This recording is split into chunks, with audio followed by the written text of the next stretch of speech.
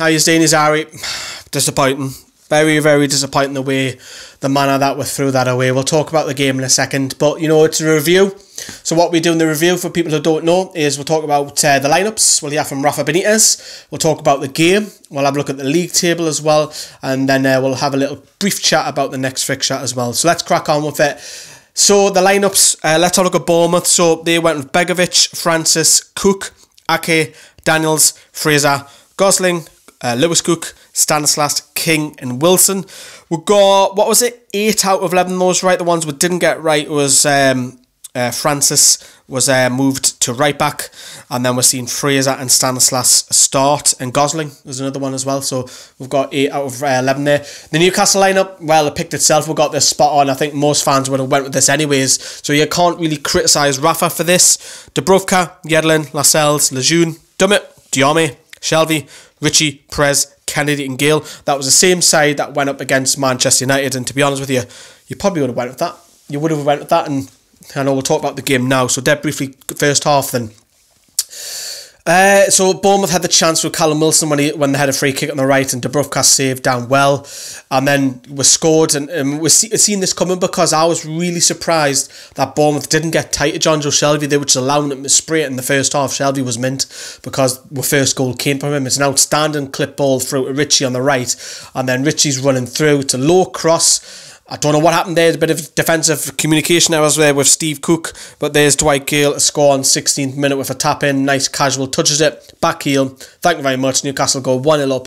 Absolutely brilliant. Then Bournemouth will have little half chances. I remember Stanislas having a half volley, went just over. Gosling had a chance as well, but all in all, Newcastle probably deserved to go up 1-0 up, but 2-0 up probably flattered a little bit, because I thought Bournemouth were a little bit unlucky to going in half time 1-0, but I know we scored that right on half time. And typical Newcastle, because we normally concede in half time a lot this season, but we actually go and score, and you've got to say it's an absolute howler from Begovic. So the corner from the left by Kennedy, Bournemouth kind of clear, the cross comes back out, Bournemouth still can't clear. Perez then has the ball on the right hand flank, he fires it low and hard, and there's Gale, and Begovic just fumbles it. I just don't know what he's doing. And then there's Dwight Gale for a 1 yard, 2 yard tapping. Thank you very much. Dwight Gale gets his double. He's out of the moon. Newcastle fans are celebrating. I'm celebrating. I'm running around doing cheer celebrations and all that. She's telling me to calm down, behave yourself. I just can't help myself. 2-0 up, going in half time, and you're thinking, this is mint this. We're going to get 3 points. We're going to be in the top 10.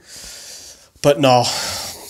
So, you know, going into the second half then, Gale's free kick was obviously blocked and Perez prods over. There wasn't massive chances in the second half because Newcastle was starting to go a little bit further deep as well.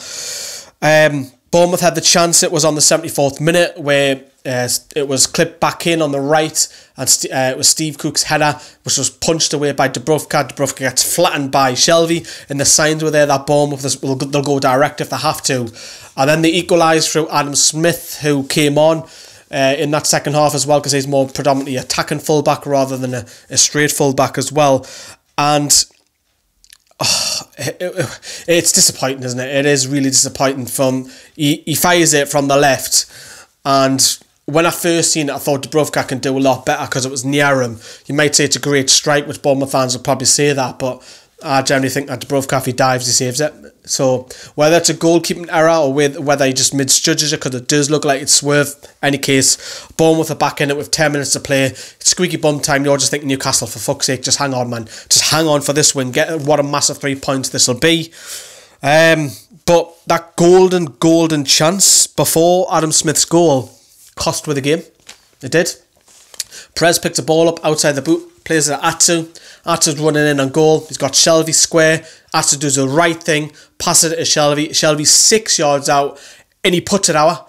I just don't know how he misses it from 6 yards. He just casually approaches it and thinks this is easy, and he puts it out, and it costs him, because literally 2 or 3 minutes later, Adam Smith goes and scored, and that was crucial for me. If he scores that Shelvey, it's game over. It's 3-0. Newcastle got 3 points. We're in the top 10. Everyone's out of the moon. That is it. That is crucial. That's the defining fact. That's the reason why we didn't win. Well, it's not the only reason, but that's the key reason that everyone will talk about. Pundits, match of the day, your match choice, everything.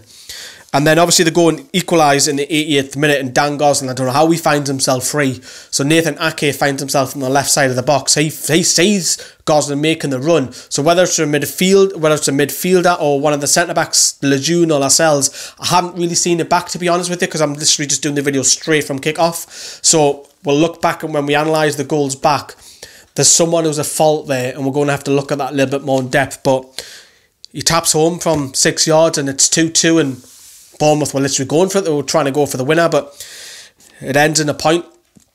It is disappointing, and Newcastle camp, of course, are disappointing as well, but you would have took a point from it before the start of the game. I wanted that, so all in all, Newcastle are 1 defeat in 8 now in the league. The run is still there.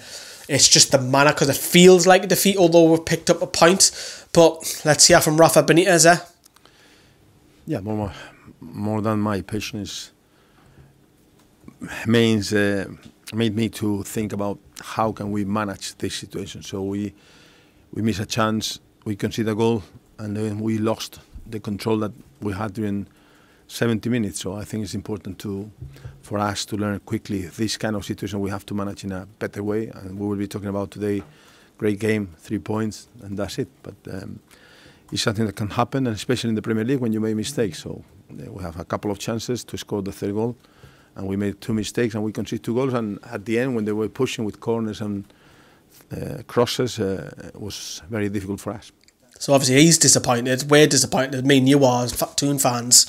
The league table, may as well have a look at that now. So it's very tight. You know, them 2 points would have shot us right up in the league. But a point to point, you know, it's away from home. You would have took that at the start of the game. Dwight Gale's got himself a double.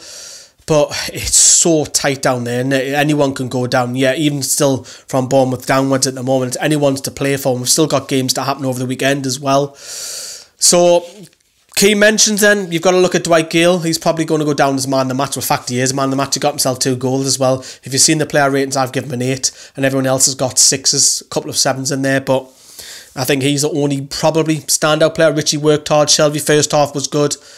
Obviously that miss will haunt Shelvey.